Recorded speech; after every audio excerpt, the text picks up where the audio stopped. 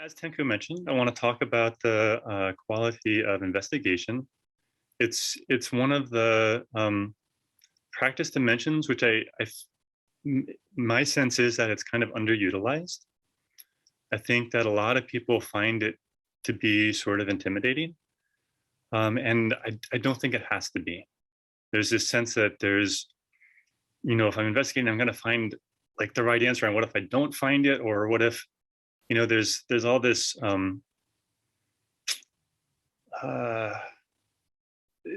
there's a lot of constraint and inhibition around our like trusting our ability to sense, and we're actually an authority about our experience.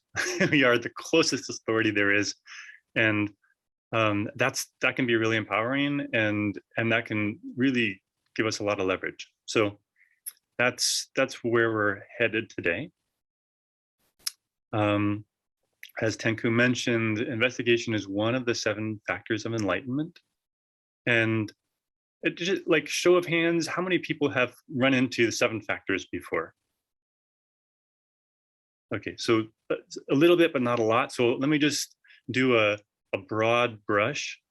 These are 7 qualities that can be noticed. These are like a moment of enlightened mind is characterized by the prominence of these 7 factors.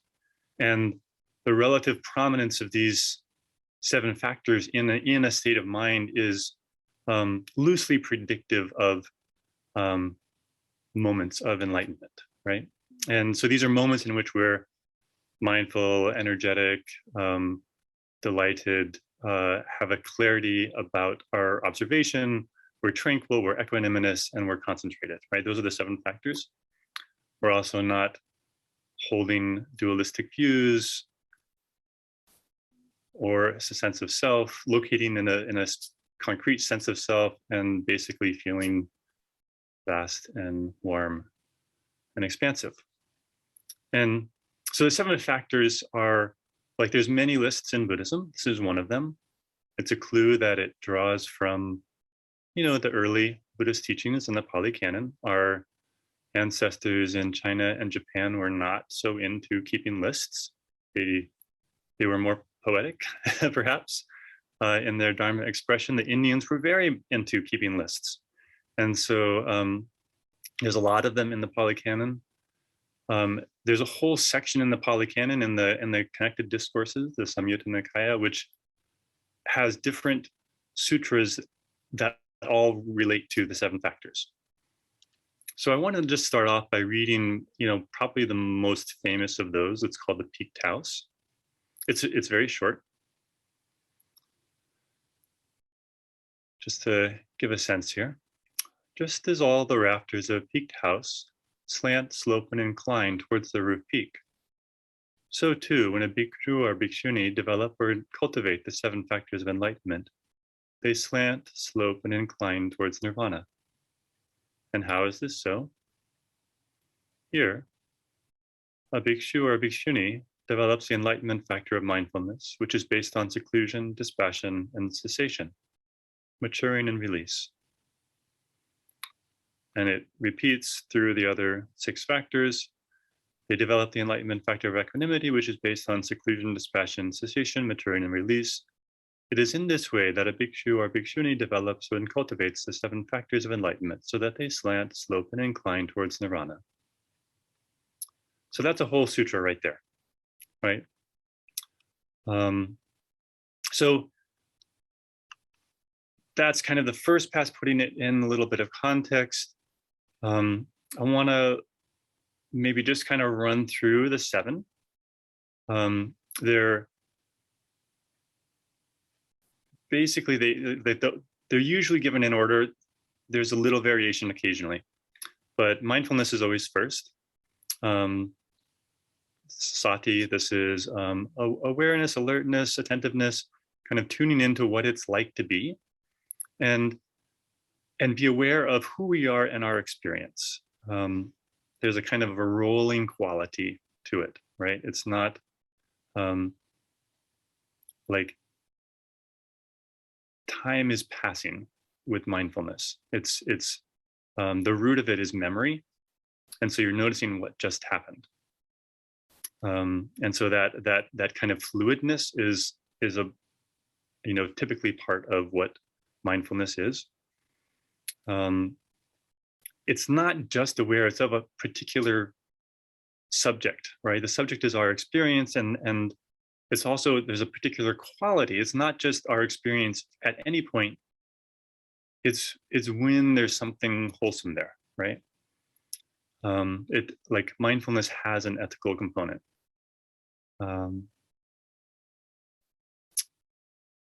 Yeah, so that's the basic there. But the second one is either investigation or energy. You'll probably see differences. Let's go with energy today. So that's like vigor, enthusiasm. It's kind of the durability of practice, right? It's what keeps us engaged. Bringing a quality of ardency for practice and engagement with our life, not shrinking back from the moment. And it keeps us from backsliding, right? It keeps that determination to be willing to step forward, to open, to let go, at the forefront.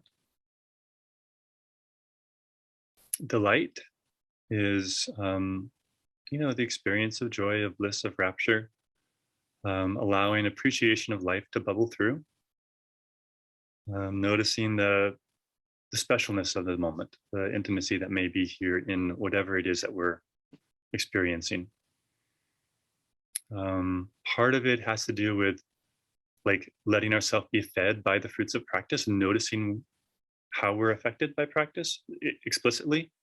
And that's one where, like, we can have a lot of self-worth stuff that gets in the way, that we kind of prevent ourselves from celebrating successes in practice, because, well, we're not, like, levitating, so, like, we must not be doing it all the way right, or we're not a Buddha yet. So but actually we actually are. And so, like, that's a delight. Let it through, let it happen.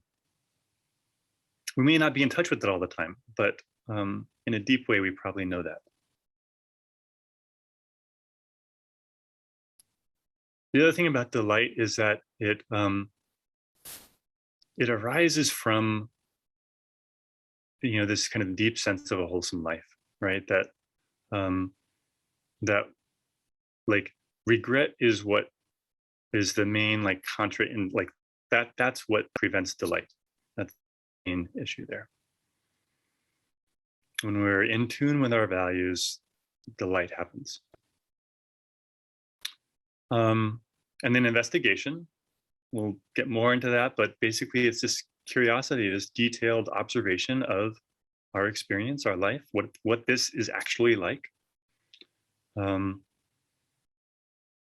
It's also, the other, like piece of this is that there's a dharmic component, again, like the others, knowing how to zoom in on what's dharmically relevant in a particular situation.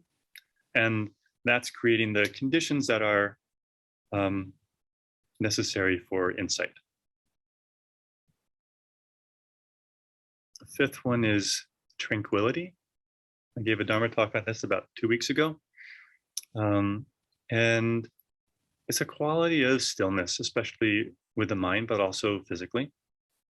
It comes with not feeling a sense of urgency, with having this kind of quiet confidence. It prevents, reactivity and kind of spiking of negative emotions, things which would derail us.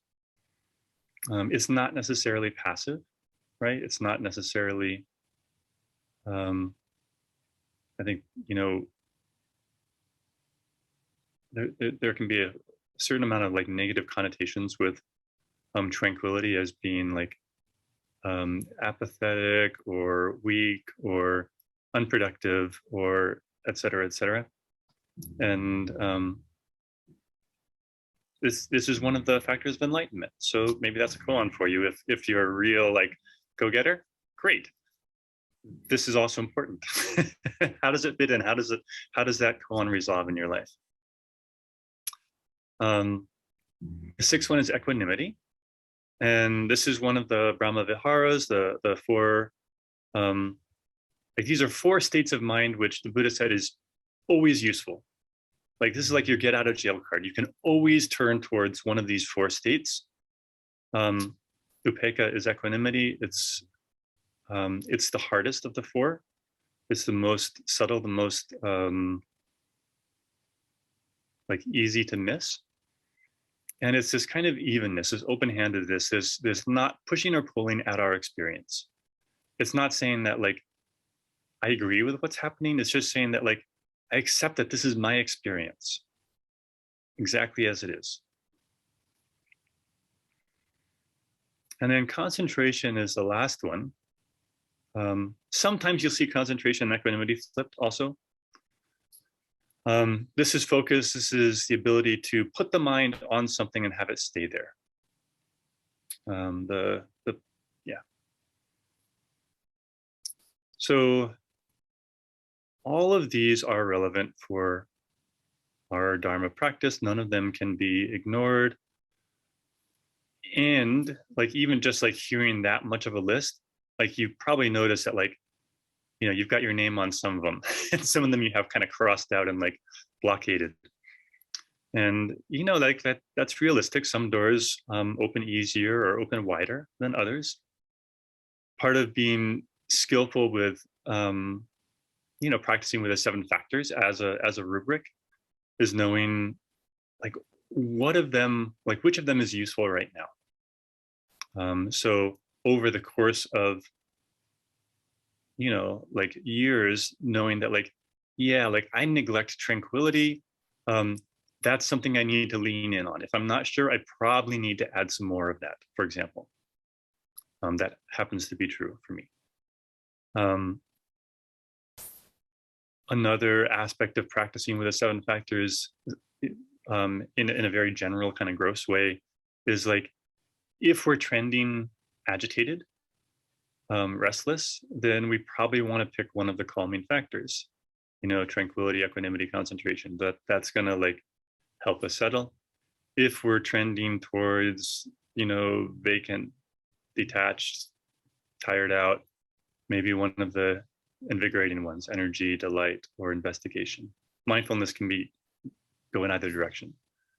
So that's one of the, you know, ways of kind of finding your bearings with these.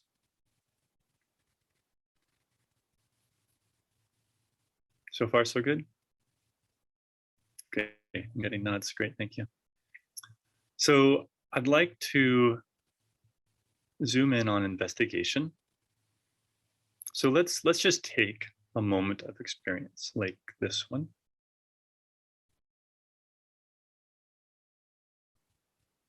So can you notice what was present? So already we're in a new, different moment, right? So probably there's some degree of mindfulness present right now because we're trying to remember or create what happened a minute before. So there's lots of possible answers. There's such a diversity of experience and perception. And I'm not looking for any particular answer, but I'm curious how it is, you know, for me and for you. Traditionally, so just like note what aspects you could pick out there. You can try it again. New moment.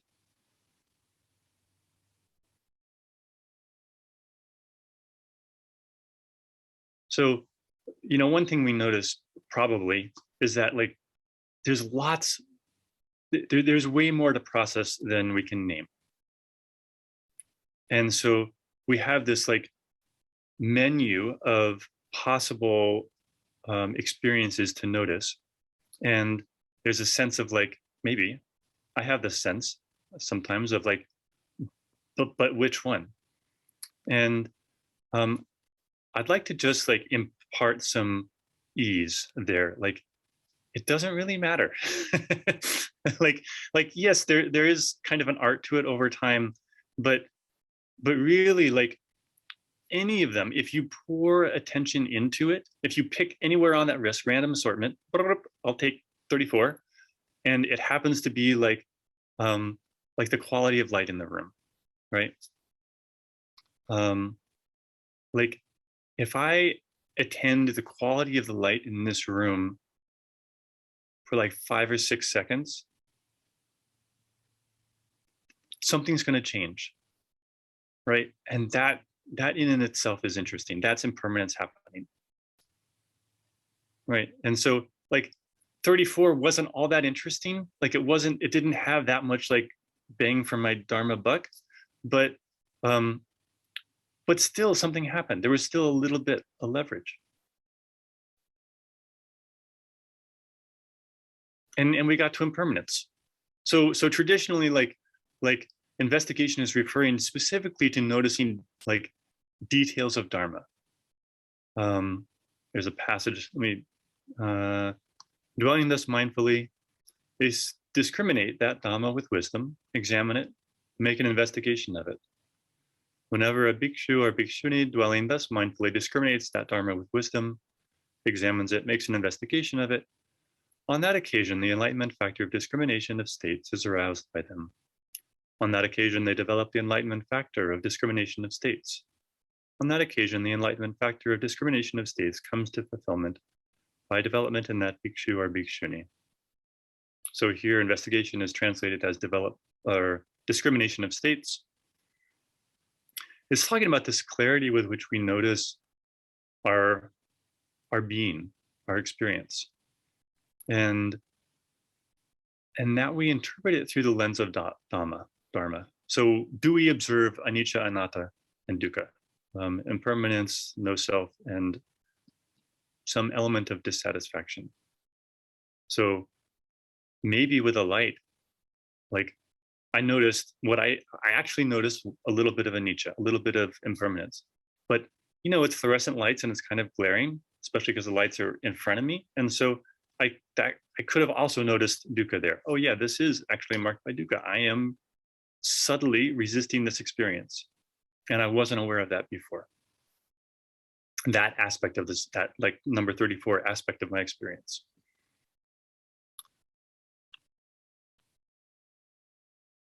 It doesn't mean that the other 33 chunks of like potential experience weren't relevant. It's just that like they're all doorways. They're all, you know, useful. And it's a matter of like the quality of awareness that we bring to it. And so if we allow our attention to pool, right, to kind of settle in on an aspect of it, more clarity is available. There's more stillness, there's more clarity, and that's what allows an insight to happen. So it's one of the near enemies of this kind of a practice. One of the ways we can we can get a little off, is that this can become kind of an intellectual pursuit, right? We can get lost in like arguing, rationalizing, explaining, and it's probably a little vain and it's probably a little dry. And it's not about just like verbally remembering to tack on like, oh, and that's impermanent, right? Like that's better than nothing. Like I'm like, that's fine.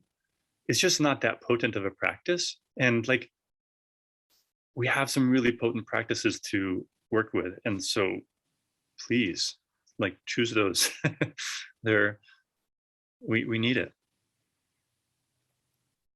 There's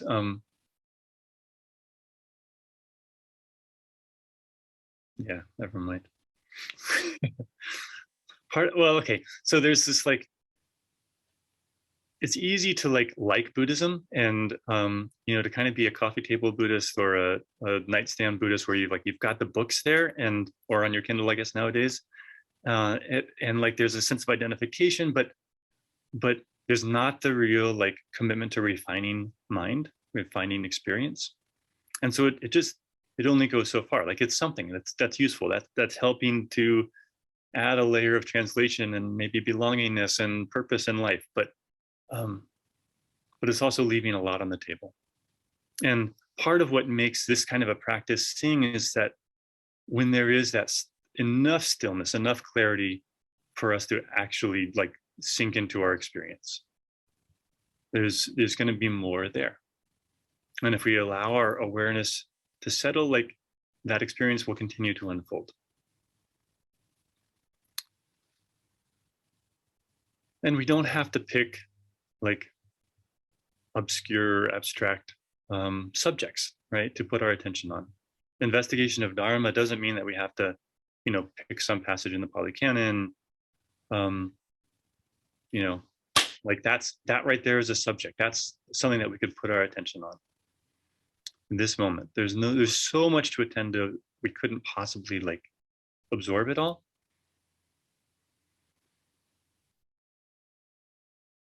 Another one of the difficulties with this is that our mind is heavily influenced by schema, by narrative, by storyline. Like we're thirsty for that. We're like, that's kind of our baseline language. And it's a really efficient way of getting through the world because we can autopilot all kinds of stuff, like how we go through the checkout line, right? Like if there's all this stuff that we know how it's going to go. We know the script. We're very well trained in attending to concepts, attending to meaning. We also have a tremendous battery of filters and defense mechanisms that distort the input we receive from the world, right? And that has survival value, but it makes us suffer. So yes, it's faster to process, but it hurts, and it hurts ourselves and it hurts others. So my suggestion is, if you're wanting to cultivate investigation, is that you don't take storyline as the subject, right? It's too slippery. We're too good at fooling ourselves. So we kind of wean ourselves off that habit of looking for what it means to me, what it says about who I am, right? And the simplest way of doing that is by having a physical experience, because most of us are much dumber about that. We're just not as sophisticated at noticing our sensations. And so we have a much easier access to Dharma there. And the other nice thing about it is that it's always happening, right? Maybe we're deeply asleep or dissociated or having some kind of an unusual experience, but most of the time, like, we have physical experiences available, the vast majority of the time.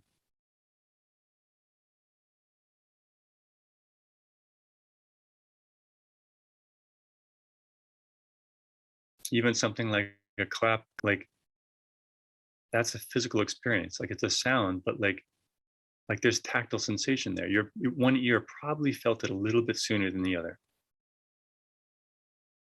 If you just attend to the sound in your room where you are, even if it's just kind of white noise, it's probably thicker white noise on one side than the other. The brain's really good at comparing left versus right.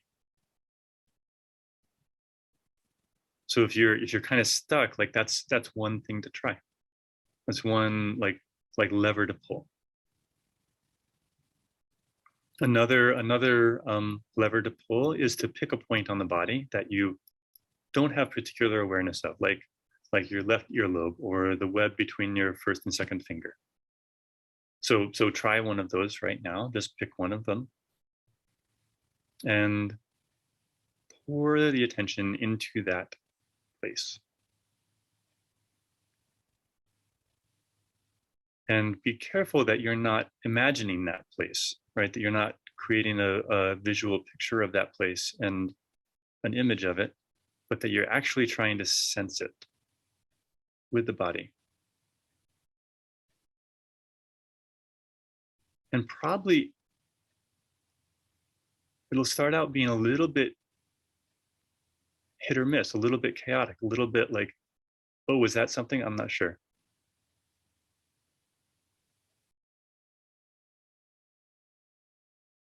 And after a bit, there will be something more steady, where you're actually landing, oh, there's that sensation. There's a certain warmth, there's a certain tension, there's a certain something there.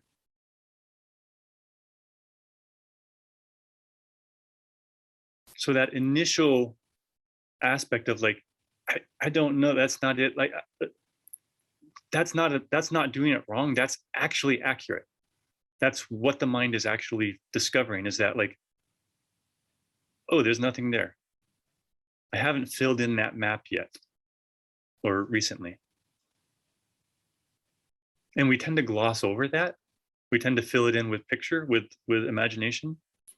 You know, the conceptual apparatus, which is so impressive, just like takes over and says, I got this. I've I've been doing this PT exercise where I lie on my belly and I try to look up at the ceiling, and I try to do so without engaging the glute. And when I first tried this, I was like, that's totally impossible. Like I can't even like think ceiling without engaging the glutes. And like, and now like I can do it fairly straightforwardly, but it was so like, it was so funny to like it's so quickly connected that like that wants to take over so assuredly. And to just kind of be with that, like to be okay with the inability, right? That kind of like, oh, there's nothing there. That's really juicy.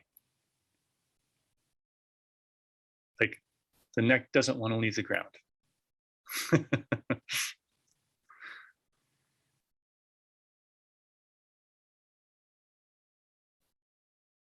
So mindfulness here, a little moment of going back to when you were feeling that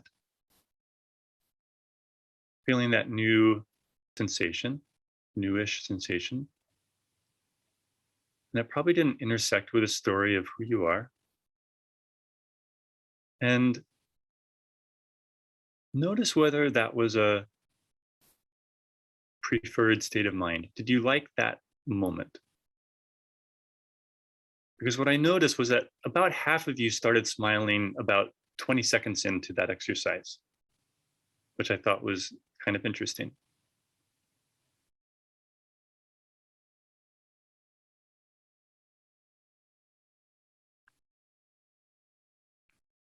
So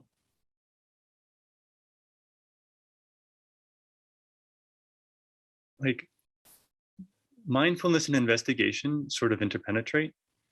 There's, if we're mindful enough, investigation happens. Noticing our earlobe changes our sense of who we are. Noticing something new weakens a particular habit and opens new possibilities for the future. And that's anicca, and that's anatta right there. But it's finding them through the senses instead of finding them through the intellect. And you can also do it through the intellect, right? Definitely possible. That's all, you know, there's 5 skandhas. We can practice with all of them. And it's more difficult. There's more hurdles. And so in practice, we're always moving in this direction of becoming more pliable, more flexible, more free, right? Less constrained by karmic ossification.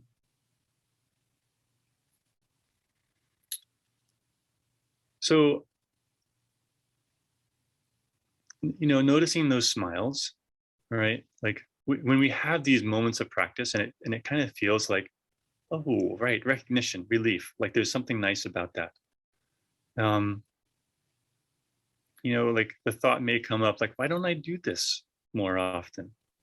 I like there's a homeness about this. That like the recognition that the frequency of practice could increase, or the intensity, right? And you know, it can, and like, I guess one thing I'd be curious about as we, you know, kind of transitioning into like, you know, more dialogue here, is what gets in the way there? Like, what are, like, if you kind of imagine a future self in which you remember that, oh yeah, I could attend to a sensation here. Like, what prevents you from doing that? what do you tell yourself that derails that little like sprout of intention? Because, you know, like it happens all the time. So that's one thing I'm curious about. Also, any yeah, thoughts, comments, criticisms, confusions that happen. Thank you.